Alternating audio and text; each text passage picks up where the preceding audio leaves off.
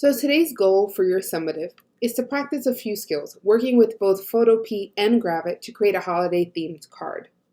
The first thing you should do is download your tree file. It's a JPEG. Once you have that file downloaded onto your computer, you're going to open it up in Photopea. When you do so, you're going to see that it is a flat image. And truthfully, we just want one tree. So our job now is to use our ability to make selections in Photopea as part of our summative. So choose the tree you'd like, and what you're going to start off with is a very rough selection. So to make our rough selection, we're just going to simply use our lasso tool and focus in on a tree that we'd like. So let's say I like this tree right here. I'm not going to be super precise. I'm just going to try to isolate the tree so it's by itself.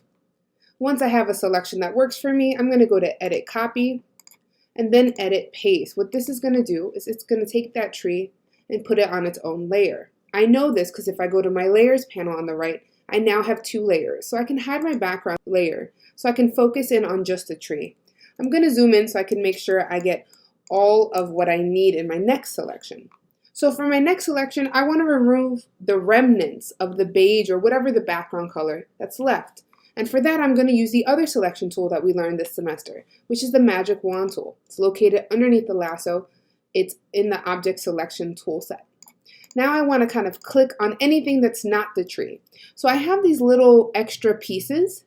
Some of your trees might have this, some of them may not. Just double check that you get all the additional pieces of color that aren't the tree.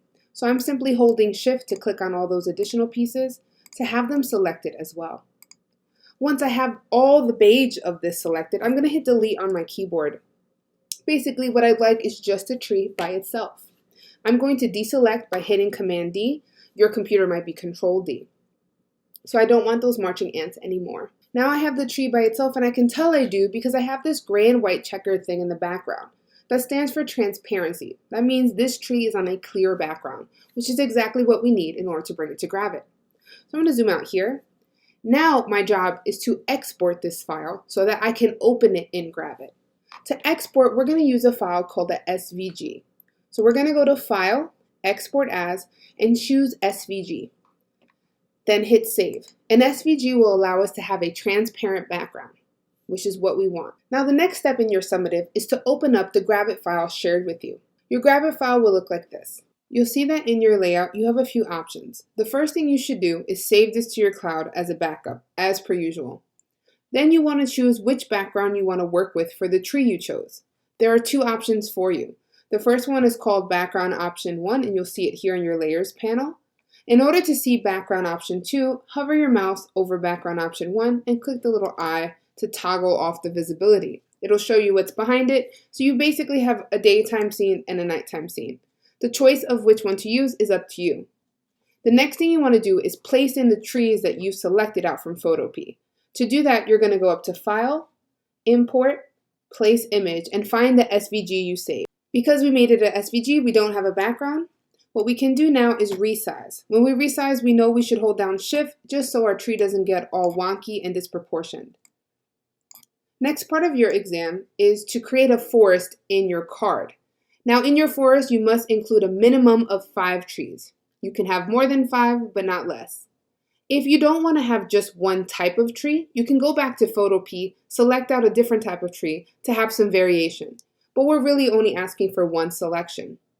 When you duplicate these, you want to think about the arrangement. Some of the trees should look like they're closer to you in the layout, and some of them should look like they're placed further back. When I'm happy with the arrangement of my trees, now I'm going to focus on blurring. Remember that we talked about depth of field the other day, and how as things go off in the distance, they often appear less detailed and blurry, and your focal point is usually on the image closest to you. Consider that when you're applying blurs to your trees. I'm going to only slightly blur the tree that's up front, and little by little as I go back, I will blur it more intensely. A reminder that your blur is located on your right-hand side here. After you're done with your trees, you want to change the type here to include a personalized message. You should write who you're writing the card to, a holiday-themed message, and then who the card is coming from. Once you're done with that, you're going to move on to part 2. Now part 2 is asking you to add a neon effect to an already made snowflake. So we're going to zoom in here, and I'll show you again quickly how to add a neon effect to pre-made vectors. So let's say I want to use this snowflake.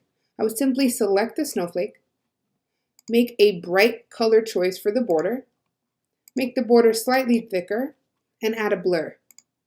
Then I'm going to make a copy. I'm going to make sure I don't deselect, so I have all my components selected. So I'm doing this on my keyboard by hitting Command C, Command V. And then this one, I don't want to blur, so I'm going to hit the little trash can around the blur. And this one, I also want it to be white, not bright. And lastly, I want the border to be much thinner. And that's how you create a neon effect. Now once I have my neon effect, I want to select it, probably group it so I can move it pretty easily, and then move it into my scene. I can resize and rearrange this so that it makes more sense in the scene and rotate it. And I can place as many copies as I want, but I have to at least have one snowflake with the blur. Now if you want some extra credit, you can make one of the snowflakes here. Now these are not vectors, so you can't simply copy and paste it. You would have to recreate it yourself. Once you're done making one of those snowflakes, you would add a neon effect, bringing it into the scene, and that's the way you get some extra credit. When you're done with your card layout, please export it as a JPEG and submit it to Google Classroom. Because this is a summative, we're asking you to be patient, be detail-oriented, and don't forget any of the steps that we've included. Good luck.